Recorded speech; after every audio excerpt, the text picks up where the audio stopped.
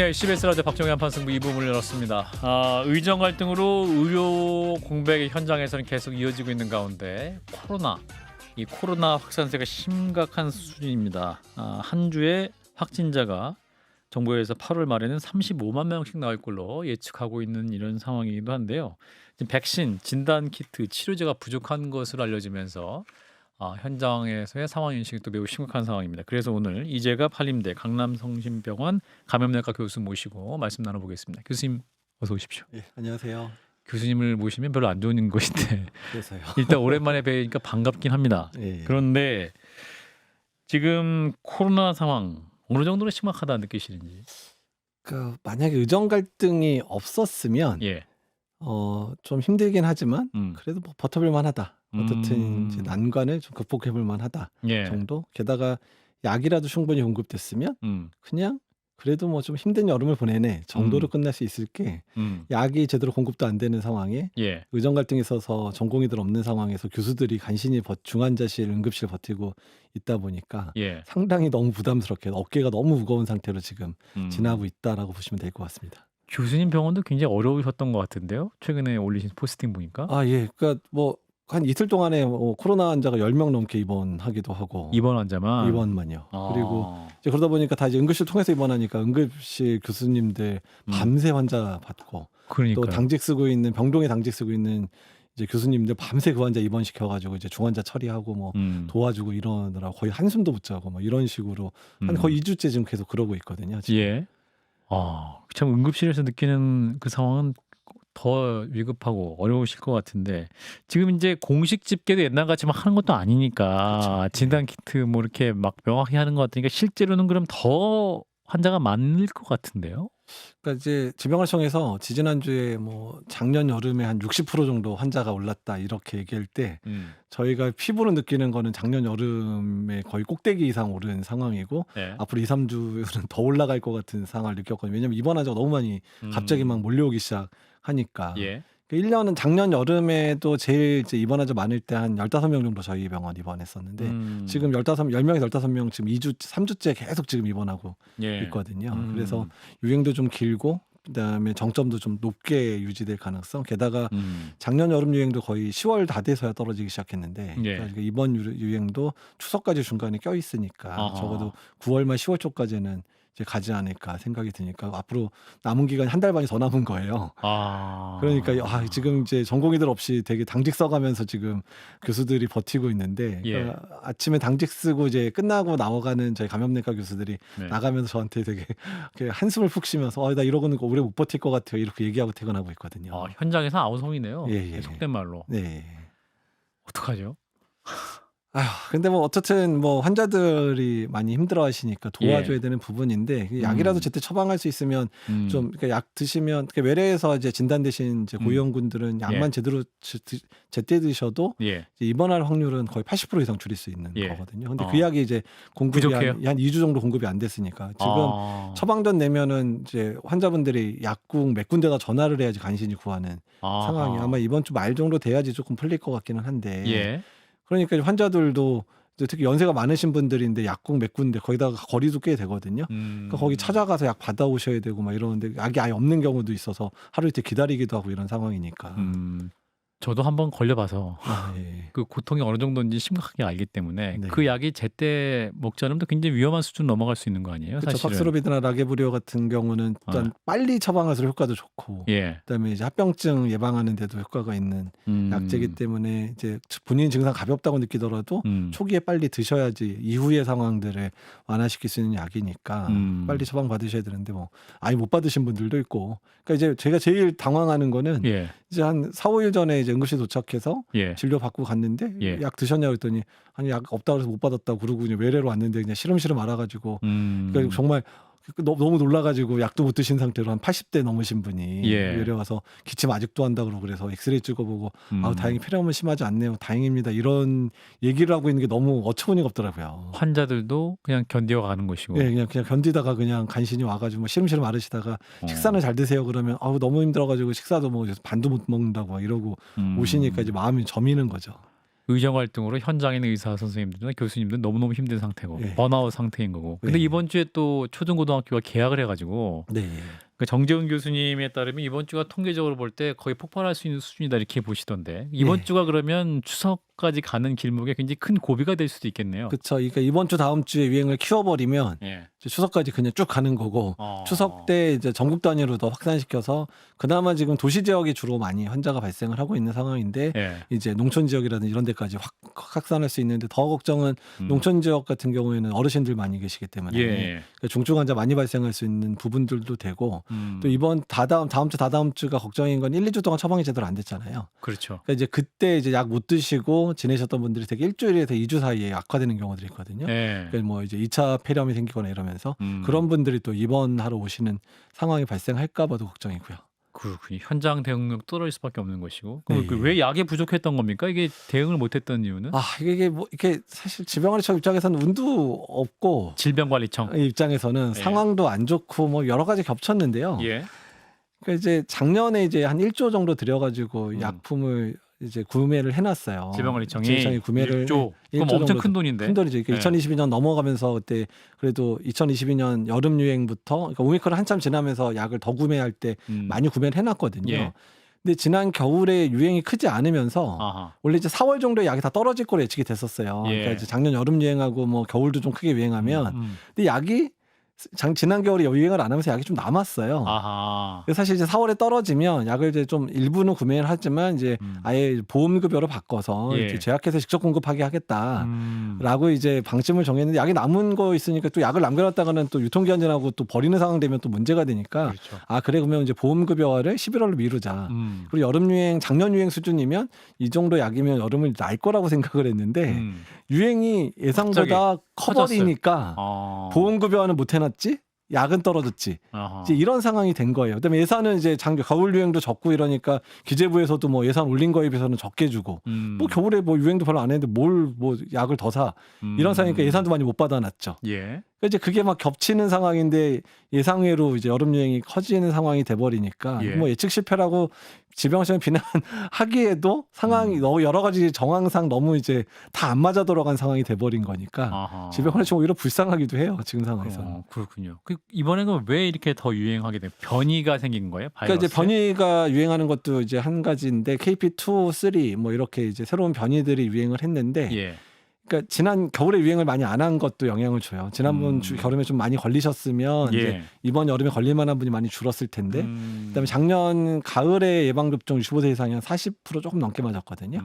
그러니까 예방접종 한 분들 입장에서도 이미 6개월이 지난 거고요. 작년 겨울에 예방접종 안 하신 분들 같은 경우는 이미 재작년에 맞은 거에 거의 2년 다 돼 1년 반이 넘었죠. 예. 그리고 작년 여름에 많이 걸리고 겨울에 안 걸리니까 감염됐던 분들도 거의 1년이 넘거나 2년이 넘는 상황. 그러니까 예. 전반적으로 이제 걸렸거나 백신 맞았던 사람들이 너무 기간이 벌어지기 시작하니까 재감염 확률이 높은 시기가 다 겹쳐서 거기에 변이까지 도니까 그냥 아주 그냥 유행이 제대로 폭발한 거죠. 그래서 이제 정부가 놀라서 이제 추가 구매료 예비비 3천억을 투입했다라는 뉴스가 있는데 이것도 네. 뭐 투입하면 그걸 또 사는 거 계약하고 다시 오는 시간까지 하면 또 더 오래 걸리는 거 아니에요? 그래도 이제 1,700억이 먼저 있었잖아요. 예. 그거 가지고 먼저 샀는데 이게 1,700억이라 해봐야 약값이 비싸니까 8만 명분밖에 안 돼요. 그런가요? 예. 8만 명. 예. 그러니까 이제 그게 구입돼서 이번 주 도착해가지고 이제 뿌리고 있는 거니까 그래서 이번 주말 돼야 한 주에 35만 명씩 나온다 그러는데 8만 명분 뭐 이건 좀 큰 건 아니네요. 그러니까. 예. 근데 이제 35만 명 중에서 이제 65세 이상, 그러니까 60세 이상한테 주로 약품이 처방되니까 한 3분의 1 정도 생각하면 지금 이제 26만 명 다음 주까지 26만 명께 다 도착할 건 같아요. 예. 그러니까 이제 이번 주에 한 5, 6만 명 도착한 것 같고 다음 주에 26만 명 정도 도착하면 일단은 이제 추석 전까지는 어떻든 버틸 거는 같고요. 만약에 유행이 빨리 안 떨어지면 약 더 구매해야 되는 상황이어서 아마 보험급여화를 좀 당겨가지고 9월에는 급여화 시킬 것 같은데 사실 급여화돼도 문제인 게 지금 급여화 됐을 때 약값이 올라갈 거니까 중간 단계로 한 5만 원만 받아서 이제 적응시키겠다고 5만 원을 받고 있어요 지금.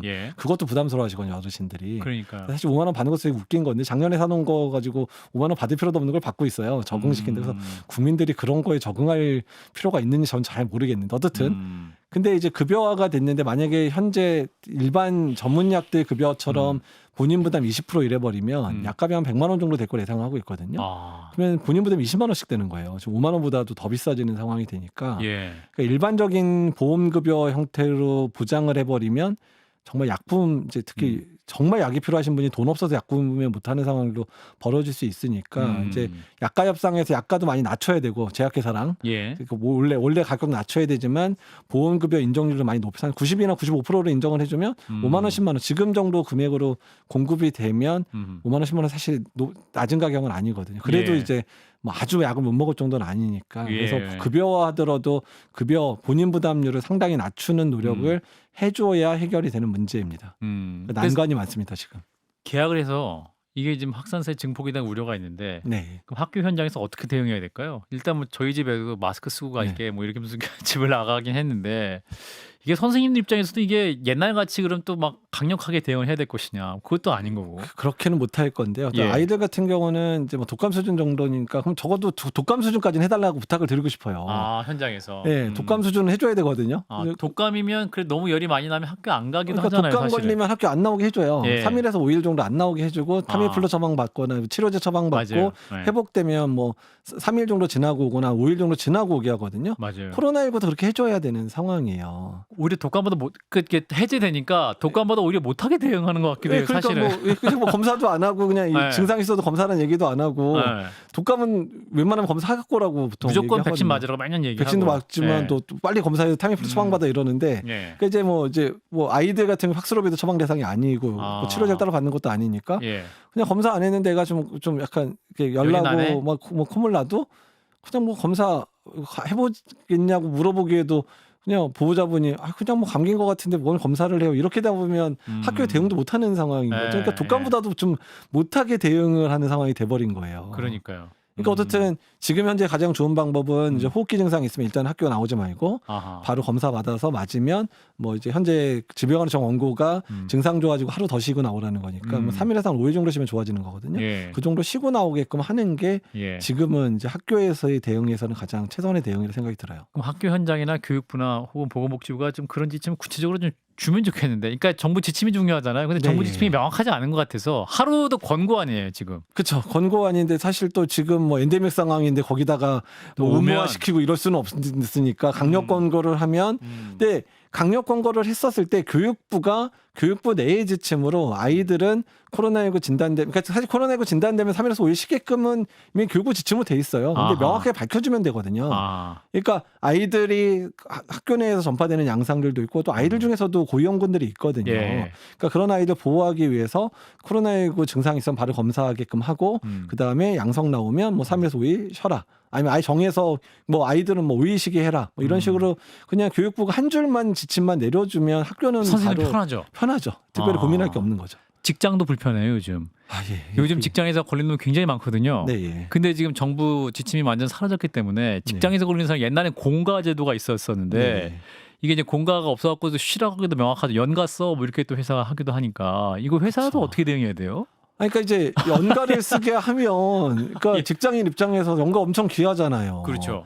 그러면 연가를 아끼기 위해서 아파도 그냥 나오는 출근하는 상황들이 네. 만들어지는 네. 상황이니까 그러니까 그거부터 깨야 되거든요. 그래서 저희는 전문가들 입장에서는 3년 팬데믹 겪고 나면 네. 그 3년 동안 이제 몸에 뱄으니까 아프면 쉰다가 직장에서 문화로 자리 잡을 줄 알았어요. 그렇군요. 예. 근데 자리 안 잡았어요. 자리도 안 잡았고 그리고 정부 차원에서 뭔가 대책을 강구할 것처럼 뭐 상병수당 제도도 뭐 시범 사업하고 이랬는데 언제든가 갑자기 사라지더니 네. 확대도 안 하고 있단 말이에요. 네. 그러니까 이제 그러다 보니까 직장 입장에서는 이제 코로나19 이전에 그냥 독감 걸려도 그냥 살만하면 나와 이런 상황이었단 말이에요. 예. 직장. 근데 코로나19가 독감보다도 심한데도 불구하고 코로나19도 독감처럼 그냥 나오죠. 나오라고 하는 예. 상황. 아니면 뭐 만약에 양성 진단 또 재밌는 건 양성 진단 받으면 좀 같이 주변 직원들이 옛날 좀 싫어하니까. 그 느낌이 그대로 남아 있어요 사실은. 왜 나왔을까? 예, 그러니까 싫어하니까 그러니까 이제 그럴 때는 그냥 쉬라고 얘기를 하는데 연차 써라 이렇게 얘기를 하니까 연차를 쓸 수밖에 없는 상황이 되니까 이제 아예 검사를 안 받아버리는 상황을 만든 거죠. 그러니까요. 야, 그럼 그 부분도 약간 권고 수준이 아니라 좀 너무 확산될 경우는 네. 정부에서 한시적으로도 이 기간은 특별 조심 기간이니 좀 네. 권고하면 직장에서도 그냥 그래 요거는 공가 처리해도 되니까 서로 마음 편하게 그런 게 좀 필요한 것 같아요, 사실은. 그러니까 이제 공가를 쓰도록 얘기를 하면 되는데 이제 그렇게 정부가 이제 의무화시키거나 뭐나 하라 그러면 이제 직장 입장에서는 회사 입장에서는 정부가 뭐 돈 대줄 건데 아니면은 뭐 유급휴가 줄 비용 줄 거야 이런 식의 상황이 또 벌어지니까 회사 예. 입장에 손실을 봐야 되니까 그래서 음. 그러니까 상병수당이라는 이제 아예 사회적인 제도를 빨리 정착시키는 거는 장기적으로 계획을 하고 지금 상황에서는 이제 직장에서 아플 때 쉴 수 있는 그런 문화를 조성하는 데는 뭐 세금 감면이라든지 아하. 뭐 아니면 여러 가지 뭐 대출 이자를 좀 줄여준다든지 아하. 이런 여러 가지 간접적인 것들을 통해서 아프면 쉴 수 있는 문화를 이제 이렇게 그러니까 이렇게 창출해가고 그거를 이제 주도해가는 기업들이 좋은 기업이라는 이미지를 심어줄 수 있도록 정부가 노력하면 좋지 않을까 생각은 듭니다. 예, 뭐 출산 돌봄 관련해서 좋은 기업들에게 또 뭐 그런 제도가 예, 있듯이 예. 이런 뭐 상병수당이라든지 예. 이런 뭐 감염병 대응 능력도 좋은 회사에 좋은 기업이다. 뭐 예. 혜택을 좀 주는 것이 유도할 필요가 있다. 예. 자연스럽게. 예. 예.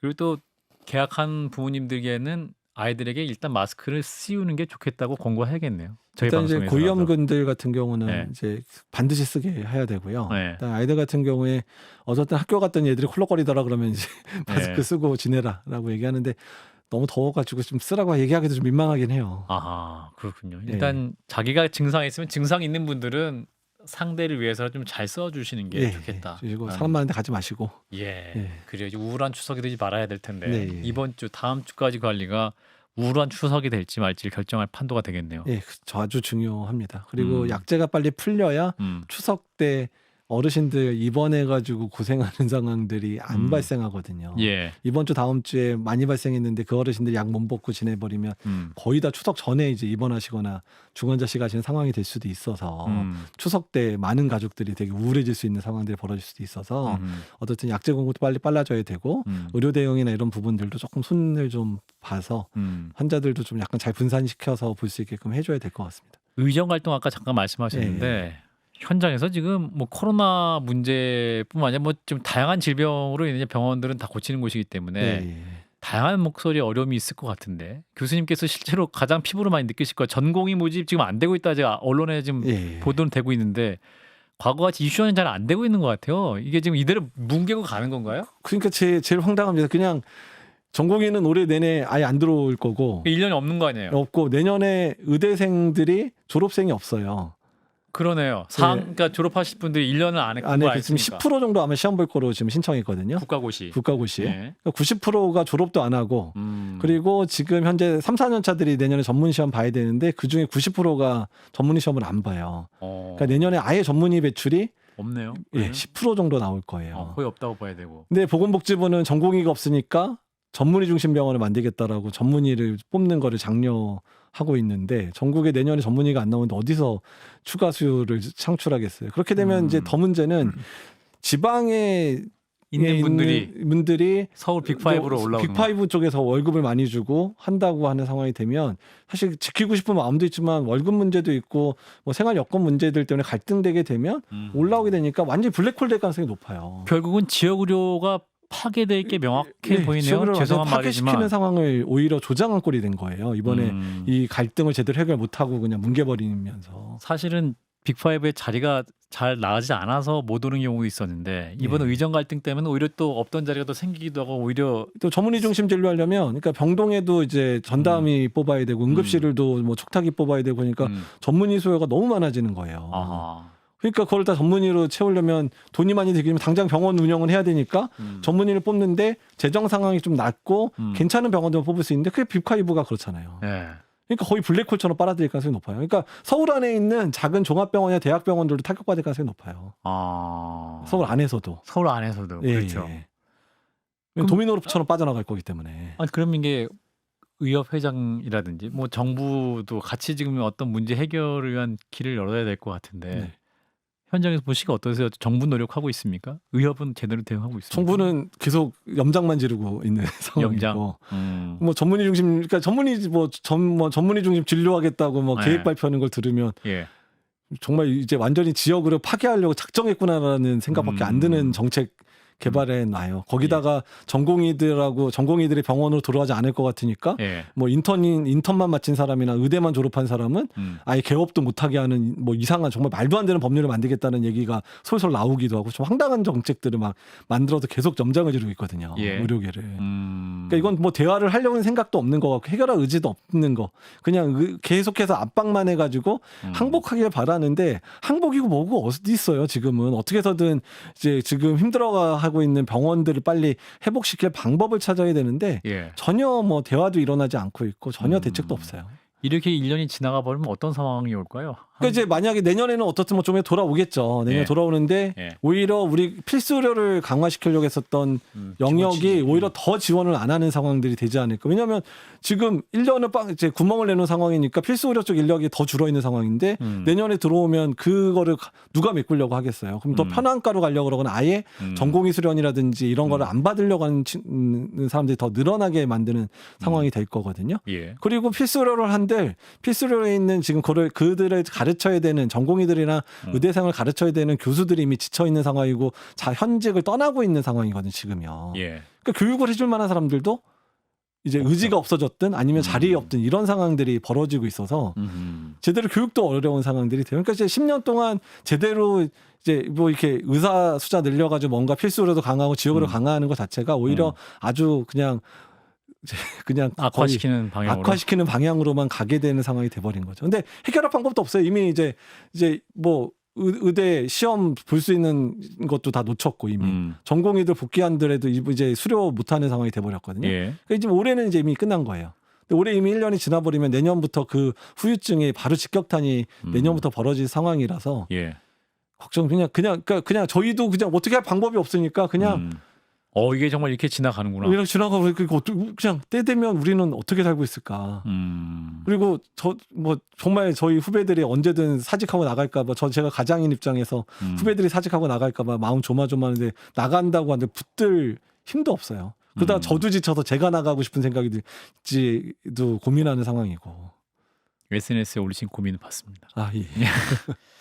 자, 이런 어려운 상황인데 하나만 더 좀 여쭙고 마무리해야 될 것 같은데 이게 원숭이 두창 문제, 네. 엠폭스가 또 이게 세계 보건기구가 또 비상 사태를 선포하면서 불안감 확산되는 상황인데 이게 어떤 질병이고 지금 우리나라 어느 정도 위험 수준인가? 그러니까 이제 엠폭스가 본색을 드러냈다고 보시면 되는데요. 예. 그러니까 엠폭스가 두 종류가 있는데 2012년, 13년, 그러니까 2022년, 23년에 유행했었던 거는 그래도 치명률이 낮은 그런 엠폭스가 유행을 한 건데 이번에는 치명률이 높은, 그러니까 아프리카 내에서 10% 정도 됐고 이제 문헌상 적어 최소 2% 이상은 되는 형태가 변이 형태로 지금 유행을 시작을 한 거예요. 그럼 10명 중에 2명이 죽는다? 뭐 예, 이런 그래서 건가요? 지금 아프리카 내에서는 지금 16,000명 발생했는데 500명 넘게 죽었거든요. 한 3, 4% 사망률이 되는 게 유행을. 근데 아직은 아프리카 내에서만 유행을 하고 있으니까 우리나라 입장에서는 이제 뭐 유럽이나 미국이 유행하는 것만 좀 관찰하는 수준이지만 이제 미국하고 유럽에서 본격적으로 유행이 시작되면 국내에 유입되는 것도 이제 뭐 시간 문제일 수도 있기 때문에 어쨌든 엠폭스는 이제 천연두라고 하는 두창의 동물 버전이라 보시면 되는데 그게 예. 사람한테 전파가 되고 호흡기로 전파는 두창처럼 호흡기로 전파 안 되지만 예. 이제 접촉을 통해 전파되는 양상이다 보시면 되는데 예. 어떤 이제 치명률이 높은 게 유행을 하는 상황이 되니까 국내 유입에 대해서는 아주 철저하게, 그러니까 저희가 작년에 한 160명 발생했는데 다행히 사망자는 없었거든요. 그러니까 이제 2형이어서 근데 이번에 1B라 그래서 이제 사망률이 높은 게 유행을 하고 있는데 국내 유입되면 그때는 이제 사망자 발생할 수도 있고 주로 지금 아프리카 내에서도 주로 이제 면역이 떨어지는 뭐 HIV 감염인이나 소아들이 주로 사망을 하고 있거든요. 아, 그래요? 예. 근데 만약에 국내에서도 만약에 소아나 이렇게 한 명이라도 사망하는 상황 벌어지면 매우 큰, 그러니까 아주 큰 심리적인 타격과 이런 걸 줄 수도 있는 상황이라 어떤 철저히 대비할 필요는 있겠다 정도 말씀드리고 싶습니다. 관련해서 백신이 있는 겁니까? 백신은 이제 두창 백신이 예. 이 엠폭스에도 듣거든요. 근데 이제 국내에 이제 백신을 한 2만 명 수준 정도는 비추가는데 주로 이제 대응 요원들을 위한 거나 이제 노출된 사람들을 위한 접종 또는 이제 주로 많이 감염된 성소수자, 특히 HIV 감염인들에 대한 백신으로 접종을 현재 하고 있는 상황이고요. 치료제도 테코비리맛이라 그래서 한 500명분은 가지고 있어서 이게 어차피 접촉으로 전파되니까 뭐 몇천 명, 몇만 명 발생할 지는 아니거든요. 근데 어쨌든 현재 의료 대응 수준에서는 감당할 수준은 이제 정부가 준비를 하고 있는데 어떤 이 부분에 있어서도 면밀하게 이제 상황 체크는 해야 될 것 같습니다. 예. 자, 코로나 문제가 좀 심각해져서 다시 모시고 또 말씀 나왔는데 의정 갈등 문제도 좀 생각보다 심각한 수준이다. 네. 이 문제에 또 저희가 계속 관심 갖고 짚어야 될 것 같습니다. 일단 오늘 말씀 여기까지 듣겠습니다. 이재갑 한림대학교 강남성심대원 감염내과 교수였습니다. 고맙습니다. 네, 감사합니다.